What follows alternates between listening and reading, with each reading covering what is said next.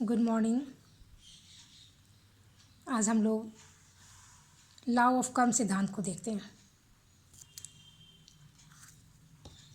अभी तक हम लोगों ने जितना भी दर्शन शास्त्र को पढ़ा होगा बीए में एवं एमए में आकर के हम लोग लॉ ऑफ कर्म यानी कर्म सिद्धांत के बारे में हम लोगों ने अभी तक ज़रूरी जाना होगा, समझा होगा। तो अभी तक भारतीय दर्शन को पढ़ने के बाद हम इतना तो जान ही चुके हैं कि भारतीय दर्शन में चार्वाक दर्शन मात्र एक ऐसा दर्शन है जिन्हें छोड़कर चाहे जितने भी वेद विरोधी दर्शन हो या वेद को मानने वाले दर्शन हो, सबों ने कर्म के सिद्धांत को मान्यता प्रदान की है। तो साधारणतः कर्म का सिद्धांत क्या होता है, क्या कहते हैं उसे? साधारण शब्दों में यदि हमसे कहा जाए तो कर्म सिद्धांत का सीधा अर्थ होता है कि जैसा हम बोते हैं वैसा ही हम काटते हैं। इस नियम के अनुसार शुभ कर्मों का फल शुभ होता है तथा अशुभ कर्मों का फल अशुभ होता है। तो हमें हम जो भी कर्म करते हैं उन कर्मों का फल हमें हमेशा मिलते रहता है और सुख और दुख जो होता है क्रमशः इसका ही शुभ और अशुभ कर्मों के अनिवार्य फल माने जाते हैं।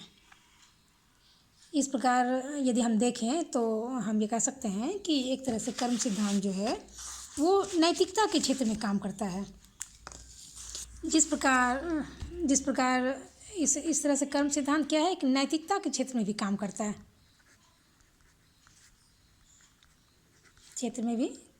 है, और जिस प्रकार भौतिक क्षेत्र में जो निहित व्यवस्था होती है, उस निहित व्यवस्था को जो भौतिक क्षेत्र में जो होता है वो कार्य कारण सिद्धांत के द्वारा जो हम जानते हैं। भौतिक क्षेत्र में क्या होता है? कार्य कारण सिद्धांत के द्वारा हम जो समझते हैं कि हर एक वस्तु का कोई ना कोई कारण अवश्य होता है, प्रत्येक कार्य का।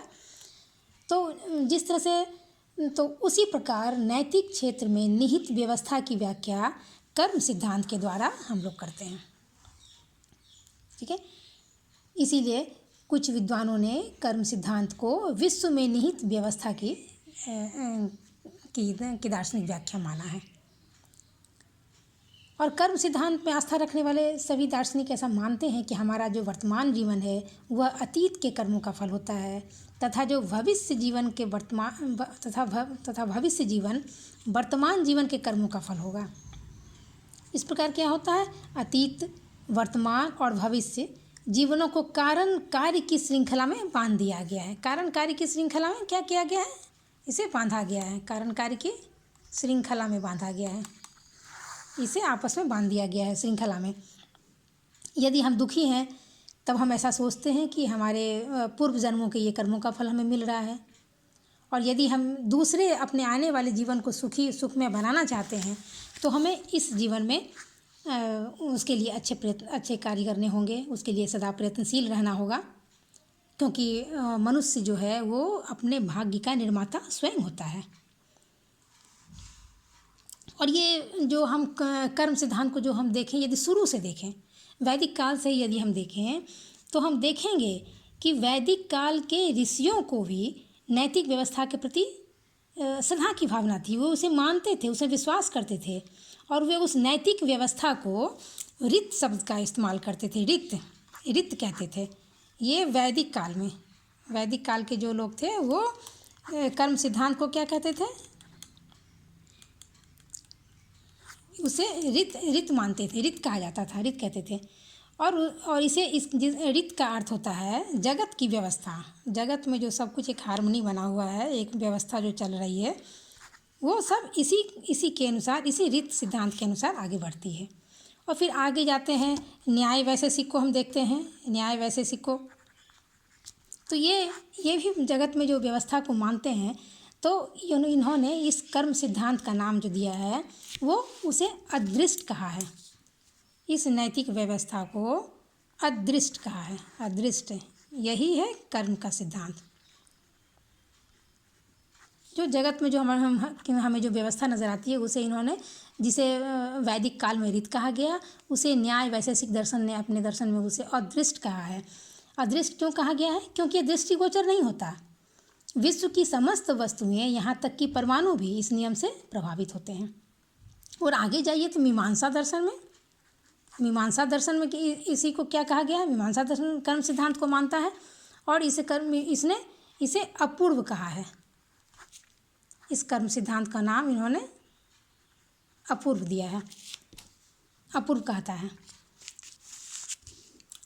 मीमांसा दर्शन जो है वह न्याय वैशेषिक के विचार का थोड़ा सा विरोधी लगता है, क्योंकि मीमांसा मानती है कि कर्म सिद्धांत स्वचालित है और इसे संचालित करने के लिए ईश्वर की आवश्यकता नहीं होती है, जबकि न्याय और वैशेषिक दर्शन जो है उनके दर्शन में ईश्वर की प्रधानता है। वे जो है क्या हुआ, ईश्वर को मानते हैं और मानते हैं कि ईश्वर द्वारा ही कार्यक्रम का नियम जो जगत में जो व्यवस्था है वो संचालित होती है।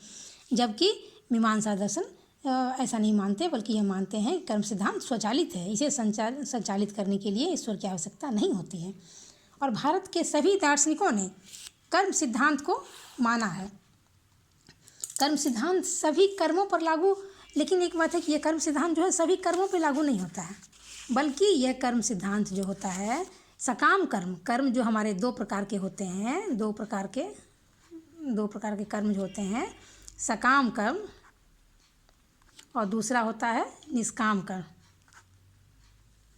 तो ये हमारा जो कर्म सिद्धांत है वो सकाम कर्म पर निर्भर पर लागू होता है, निष्काम कर्म पर यह लागू नहीं होता है। क्योंकि सकाम कर्म क्या होता है? क्योंकि जो कर्म राग, द्वेष और भावना के द्वारा संचालित होते हैं उसे सकाम कर्म कहते हैं। और ठीक उल्टा निष्काम कर्म का कैसे हो गया? वैसे कर्म जो उद्देश्य की भावना से, किसी उद्देश्य की भावना से नहीं किए जाए, ठीक है, यानी जिसमें हम उसके फल की इच्छा नहीं रखते हों कि हाँ वो फल मिलेगा इसीलिए हमें ये कर्म करना है। इसीलिए निष्काम कर्म जो है वो कर्म सिद्धांत से उसे फ्री माना गया है। जिस प्रकार हम मानते हैं कि यदि बीज को भून दिया जाए तो उससे वृक्ष नहीं हो सकता है, तो निष्काम कर्म की संज्ञा भुने हुए बीज से की गई है। जबकि सकाम कर्म ऐसा नहीं होता है, बल्कि सकाम कर्म क्या होता है?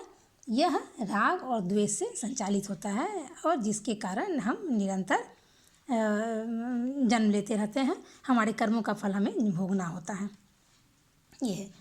और वैसे भी जो है कर्म को 3 प्रकार का माना गया है। हम लोग जो आज तक हम लोगों ने पढ़ा है, सांख्य दर्शन में भी हम लोगों ने पढ़ा है, सब में पढ़ा है कि कर्म क्या होते हैं। कर्म को 3 प्रकार का माना गया है। कर्म के प्रकार जो हैं वे 3 प्रकार के माने जाते हैं: संचित कर्म, प्रारब्ध कर्म और संचयमान कर्म।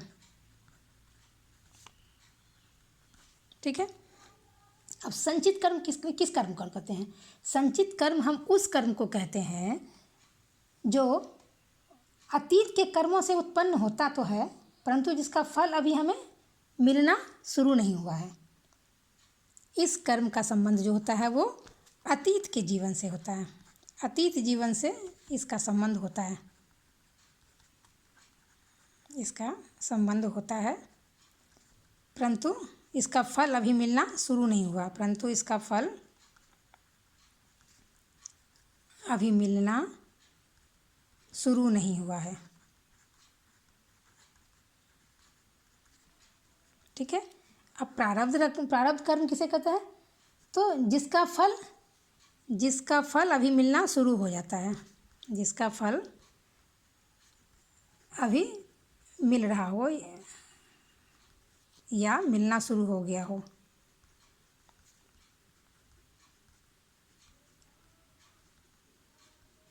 ठीक है। इसका संबंध भी अतीत के कर्मों से होता है, इसका संबंध भी अतीत के कर्मों से होता है।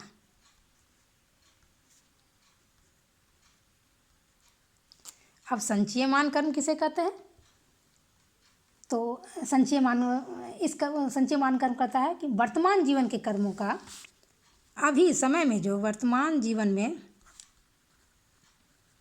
जीवन के कर्मों का फल जो हमें भविष्य में मिलेगा।